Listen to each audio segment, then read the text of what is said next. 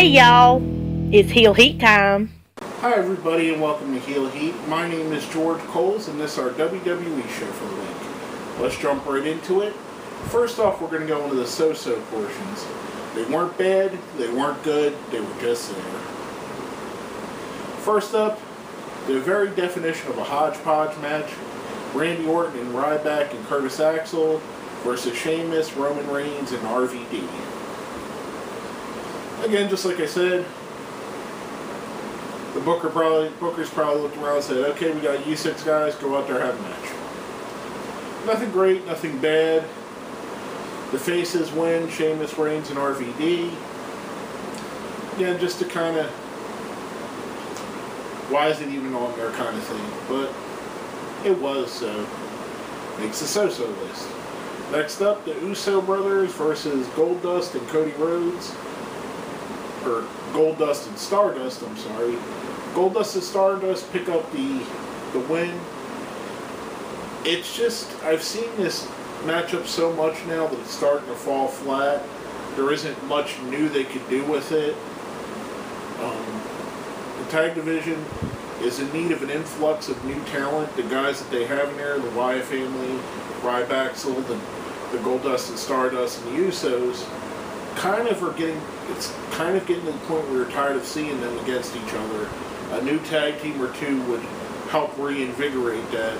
And I'm not talking about Slater Gator, I'm talking about a serious tag team that'll help. Even though Slater Gator will probably be a fun addition, keep them, if we can get them in an actual feud with one of these teams. Now we're going to go to the bad portions of the night, stuff I just didn't outright like. First thing, and the only thing actually, was Dolph Ziggler versus The Miz in a rematch of the SummerSlam match. The Miz picks up the win in a count-out in kind of a fashion that makes you think that they're going to keep this feud going. The match wasn't terrible. I just didn't want to see the feud continue. I think they could be moving Ziggler on to other better opponents, other challenges, while Miz builds his heel character, which I think he's actually doing really good at. He's building it, and I think this is the best we've ever seen of The Miz. However, we need him to build back up to where he's at that credible level after so many years of not being credible at all. And to me, I thought they should have had Ziggler move on, personally. Coming from that, we're going to go to our question of the week. Question of the week from last week was, what is your all-time favorite WWE logo? Got some answers from our friends. First is from @AUP116 off of Twitter. The company's logos don't really matter to me. I prefer the show logos, and my favorite was Velocity. Okay, a little bit of different take on it. Next, our friend, good friend Dizzlepup. I love the 80s, 90s logos, silver with the gold trim. It just seems so American. It seems so perfect for the time. I've seen online and it seems fashionable to shit on the new logo, but I think it's pretty cool. And I like how they don't change their logo that often. Good opinions there as well. Next, from another one of our good friends, Steve Tatanani. I like the WWF logo from 82 to 94, the old school logo. To me, it looks like a very fun logo, which WWF Wrestling was back in the rock and wrestling era. This is the era which I first became a fan of of wrestling, and the logo I remember most. Next up's from my cousin John. I like the logo that is used for the WWE Network. You mean only $9.99 for all that? Awesome. I agree, even though I don't have it. The WWE Network is totally worth it for all those who like wrestling that much. Even if you keep it only 6 months, you watch 6, 7 pay-per-views compared to one. And NXT is awesome. So I'm guessing his favorite's the newer logo, which is cool too. Last but not least, my good friend Closure Dalmas. I like the WWE scratch logo from the late 90s, or WWF scratch logo, because there's two different scratch logos, from the late 90s, early 2000s. So many great and memorable moments are associated with that logo and time period. I'm glad WWE decided to uncensor it a couple of years ago. Well, it wasn't them actually deciding, it was WWF, the World Wildlife Fund, agreeing to allow them to show that logo again without prosecuting them. But anyway, after all that, we're going to go into my favorite. My favorite, I like the 80s style silver and gold logo. That's one of my favorites. However, when we got into the new generation and they had the box with the same logo kind of tilted, and that's my personal favorite, is the new generation era logo. And I grew up with the Hulk Hogan Rock and Wrestling silver and gold version. I just, for some reason, when they tilted it a bit and they used more yellow and blue as the primary colors, I just think that's the coolest looking one in my opinion. The WWF New Generation era style logo. Now, coming off of that, we're going to go into our question of the week for this week. We're seeing a lot of teams of brothers, feuds with sisters. Got the Uso brothers, Goldust and Cody Rhodes, Nikki and Brie Bella doing their thing. My question is, who has been your favorite brother or sister combination? Either a tag team, a group, any way you want to split it. If you want to say the Von Erich brothers and give us all 5 of them, that's fine. If you want to say Goldust to Stardust, just the 2, that's fine. The Hart family, if you want to limit it to 2 members or you want to go with the whole family, either way you want to go. Your favorite group of either brothers or sisters, or brothers and sisters. It could be one of each or multiples of each. Let us know what you think. Hit us up on Facebook, hit us up on Twitter, put it down where? Down there in the comments. Now we're going to go into the good segments of the night, the stuff I actually like. I was actually on the fence on this first one. If it wasn't for how Stephanie came out to the ring and Brie Bella's reaction, I probably would have gave it a bad all the way because Nikki Bella was terrible. But Stephanie coming out mocking Daniel Bryan with the Steph shirt, I thought was kind of nice. I thought that was a good way to open. Then you got Nikki Bella, who was crap, was like the worst daytime soap opera you could find. Their rejects for the show is how she acted. And you got Brie Bella came out, she gets slapped by Nikki, walks off crying. The saving grace are Stephanie and Brie in this. Nikki was terrible. And Brie was okay. But Stephanie made the same, in my opinion. I think she's one of the better heels in wrestling right now. Next up, we have Eric Rowan and Luke Harper versus Big Show and Mark Henry. The world's strongest giants, or whatever you want to call them, pick up the win. I'm kind of not happy about the way that Rowan and Harper are losing so much, and maybe the Show and Henry will be that new tag team influx I was talking about earlier.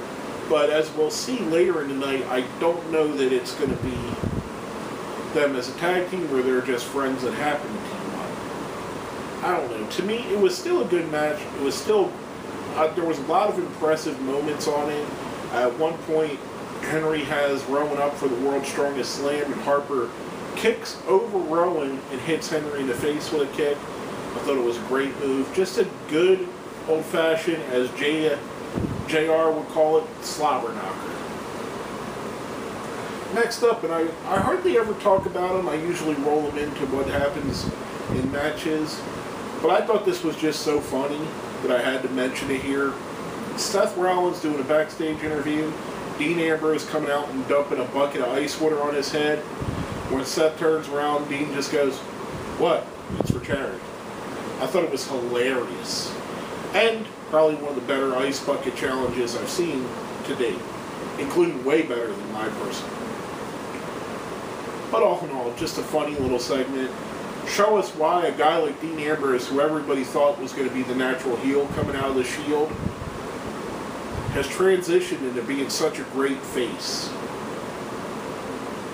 Next up, we have Natalya versus Paige. We see the same thing we've been seeing for the past few weeks and the past few months, actually, where anytime either Paige or AJ Lee are wrestling, the other one comes out and distracts whoever is wrestling, causes them the match. That we see this in this match. AJ distracts Paige, Natalya picks up the win. Furthering Paige and AJ's feud, and hopefully bringing Natalya back into the title picture, because she's one of the best that they have. It's a shame that she's not in the title picture as much as she should be. Speaking about title picture, we have the WWE World Heavyweight Championship title ceremony. We get a new belt with a new company logo. Triple H and Stephanie McMahon are actually come out. Brock Lesnar and Paul Heyman come out. They give them the belt. Do a photo opportunity. Paul Heyman cuts a promo, which is Paul Heyman at his best. Brock Lesnar looks as cocky and as strong and as good and as dominant as Brock Lesnar has ever looked. They've really set it up where they have a heel where I literally look at the roster and go, there's not a face on the roster that I can legitimately believe would beat him. They've set this man up so good to be the biggest monster in WWF history, and I just think it's wonderful. I think what they've done with Brock Lesnar is great. Do I like the belt being on a part-timer? Maybe not so much. Do I accept it to deal with how great Brock Lesnar and Paul Heyman are? Yeah, I do, because Brock Lesnar is a once-in-a-lifetime, probably a once-in-5 lifetimes type talent. And Paul Heyman is about the same. There's only two people that are as good as Paul Heyman in the managerial position have ever been, and that's him and Bobby the Brain Heyman. He's in rarefied air. Brock Lesnar, as an attraction, is in rarefied air. He's at the Andre the Giant level, in my opinion. Although Andre, at no point in Andre's career was he ever booked to look as strong as Brock Lesnar has over this last year. Next up, we have Jack Swagger versus Cesaro. Cesaro plays off of Swagger's injuries from the night before, picks up the win. Solid match, made more interesting by after the match Bo Dallas coming out and telling Jack Swagger to Bo leave, which it's going to set up a feud between Bo Dallas and Jack Swagger, which I think could be very fun and interesting.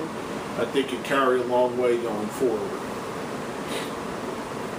Speaking about Swagger, we had Rusev coming out, kind of had Lana gloating about what Rusev had did to Swagger, which brings out Mark Henry, which gives us a new feud going forward. Mark Henry gets the better of Rusev. Rusev kind of looks scared for the first time on television. Just a good way to move him away from Swagger, move him to another person that's associated with America in the history. You know, if you remember back, he came in wearing the red, white, and blue singlet, coming off of strongman competitions in the Olympics, and he's won twice as he stayed on the show. Last but not least, our Falls Count Anywhere main event, Dean Ambrose versus Seth Rollins. Before I go into the match, I want to mention you got to vote. It was a no disqualification, Falls Count Anywhere, or no holds barred. Pretty much all of the same thing. Any one of those options you pick are pretty much a no disqualification match. The only subtle difference is the Falls Count Anywhere, where the Falls count anywhere. An amazing main event, a great match, even better than their lumberjack match the night before, which I think is personally, if it's not the best lumberjack match of all time, someone has to point out the one that is, because I don't recall ever seeing one that was that good. This match was chaotic, it was frenetic, it was brutal. We've seen the end come where Kane comes out and exposes a stack of cinder blocks and holds Dean Ambrose down so Seth Rollins could curb stomp him through cinder blocks, thus picking up the win when the ref calls for the match. To me, this took Seth Rollins and took him from a option B in the authority, or a guy that's right there nipping at the top level, to being one of the top heels in the company. He went into the stratosphere and he showed us a genuine brutality that only some of the best heels have had in history. Guys like Triple H with the sledgehammer. Guys like the Four Horsemen coming in and breaking people's arms and legs. You know, guys like Earthquake purposely injuring people. Throughout history, we've always had heels that were willing to go above and beyond to injure or maim their opponent. And Seth Rollins proved he was one of those guys in an image that was disturbing, brutal, and is going to stick in your head for a long, long time. The end of the show with Dean Ambrose laying in a pile of broken cinder blocks, getting carted out by the MPs, is a lasting image. It's going to be one of those images that goes down on the Raw highlight reels. Both men, over the course of the two nights, elevated themselves in a way that easily, you could see this as a future main event feud for the World Heavyweight title.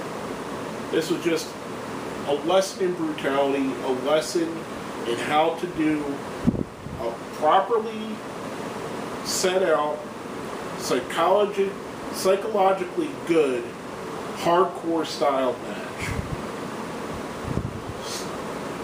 Well, let's move on from that and go right into our ratings for the week. Now, if you've seen the show before, or even if you haven't, we have a 1 to 5 scale. 1 being Great Khali, 2 being a Heath Slater, 3 being a Stardust, 4 being Cesaro, 5 being a Daniel Bryan. I'm going to give the show a 4, a Cesaro. A lot of stuff to like, especially the main event, especially Brock and Paul Heyman. Some stuff that was okay, a couple things on the border of being okay and good. But overall, a great show that gave us some memorable moments, which, when you look back at it 4 or 5 weeks down the road, you're going to remember stuff that happened on this show. But basically, that's all I have to say about that. My name is George Coles, and this has been another episode of Heel Heat.